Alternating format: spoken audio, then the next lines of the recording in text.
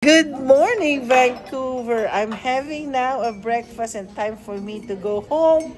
And then I'm having a nice breakfast with my cousins, my ates. Look at that. Look at the ambience. Ang ganda-ganda ng ambience natin, di ba? O, di ba? Mamaya, may breakfast kami. Mag-order na kami. Ang ganda ng aming view. Umaga kanina hindi ko kayo nabigyan. Ito na lang classic bed.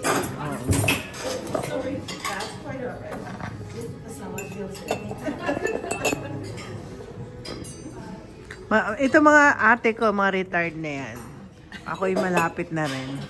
I'm 71. Na pag-uusapan, ha? 71. Oo, 71 na siya. Si ate, magse-75 pa. May saan mo sabihin? Pero ate, akala ko kasing edad mo si Nora Honor. Sino? 70 lang si Nora. Ay, 72. 72 din. Oh. Grabe yung ano, yung ginawa ni Mama sa akin nung araw. Attend ako ng ano ni pangalan to? Ni Nora Honor. Imagine, aakyat pa ako sa puno. Ako, bit-bit ni Mama nung araw. Diyos ko, kaya ako naging Noranya dahil sa kanya. Si ate, Oh. siya yung naipit pa. Naipit siya sa gate. Oo, sa Sampaguita Pictures. Favorite niya si Tirso. Kasi Ay, oo. Ay, oo. Alam ko kasi kamukha ni Kuya Eddie, si Tirso Cruz the Third. Oo. Those are the days ng mga panahon na yun. Ang sarap na conversation namin ng mga ate ko. Ayan. At sinashare ko sa inyo ang aming conversation. dala-dala ko yan ng bata. Saan. Diba? Oo. Ikaw pinaka-ate namin. Kaya lahat kahit ano sabihin mo, sumusunod kami sa'yo. Si Ate Elsie kasi na short, ano lang kasi, napunta na siya ng Canada noon. Oo. Kaya si Ate Linda, ang pinaka-ate-ate namin. Kung saan kami. Mga advices ko, ewan ko sinunod nila. Yan, nasa amin yan. Kasi kung kami sa... lipat kami, pag-alis namin ng Caloocan, nalala mo yung drama natin nung araw, ano? Pinalayas tayo sa Caloocan. Yes. White toast, brown toast. Multigrain. Multigrain. Soft egg, medium egg. Soft or medium egg? I don't understand that one. It says here poached, right? Yeah, but soft egg. Soft egg yun, te. It's soft egg. Wala siyang oil. Oh. Wala siyang oil pero para Or medium toast. para siyang nilagang itlog. Stop. Ayan. Thank you. Mine is classic Benedict. Classic Benedict. Soft or medium? Medium. I have vegetarian. Vegetarian.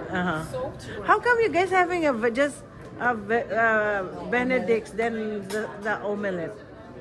we don't have our own. I know, that's why I was looking for that. So I'll just have the soft one. Yeah. Thank you. Ayan, kami ay kakain.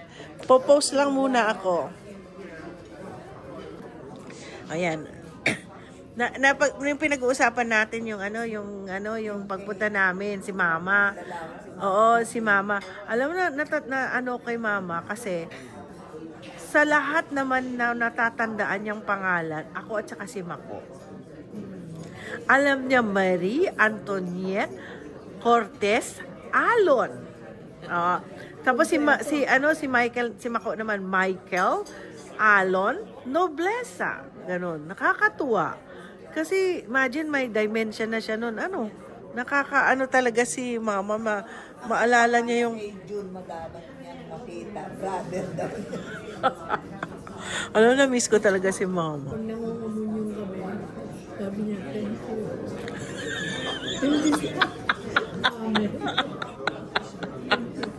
Ay, si Mama. Na-miss ko si Mama, sa totoo lang. Funeral, view. Tingin siya. Iyak-iyak siya.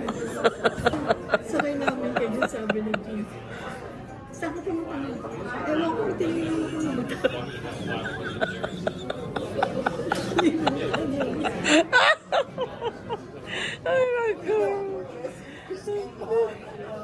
Pero alam mo, sa kanilang magkapatid, kasi siyang walang bisyo, siya yung, siya yung walang bisyo, siya yung mahaba. Doon, sabi mo, walang bisyo yung pinakamatay.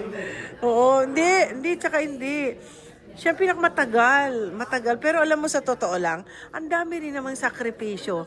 Kumbaga sa kung ako mas naano ko dun sa mga sakripisyo ni Mama Lydia. Aray ko, bata pa ako nun. Nagaan si Papa na Oo. paralyzed. Oo. Ang laki na talaga. Tapos, yung pagpunta na niya ng Canada, yun ay talagang blessing na talaga sa kanya yun.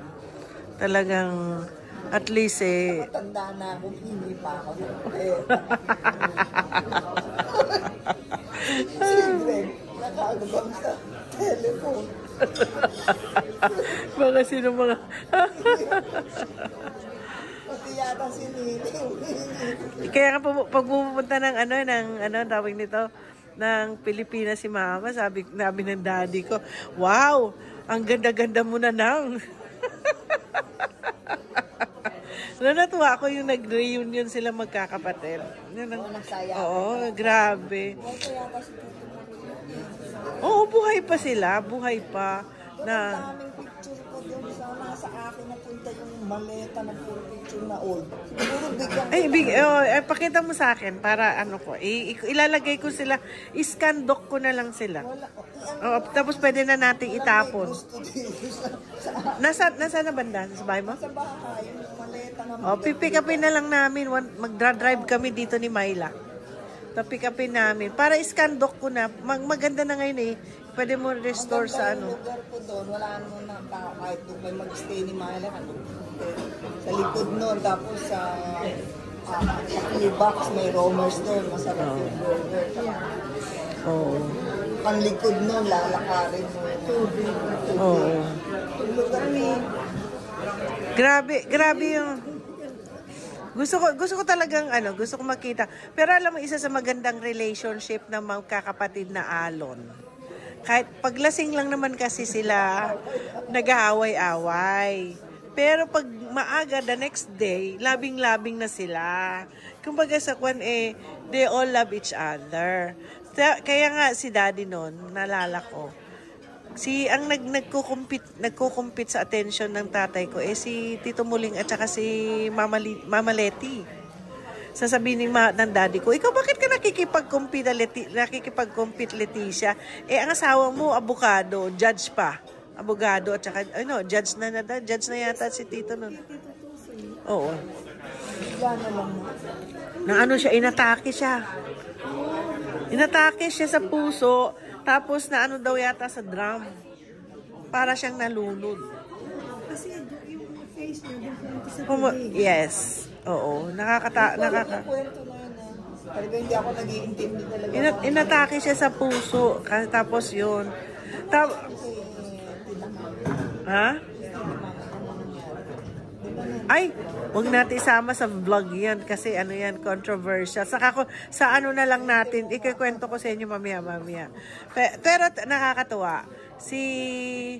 Pero alam mo, nung nandoon si Mama, oo nga, minsan natin. Tawagan natin.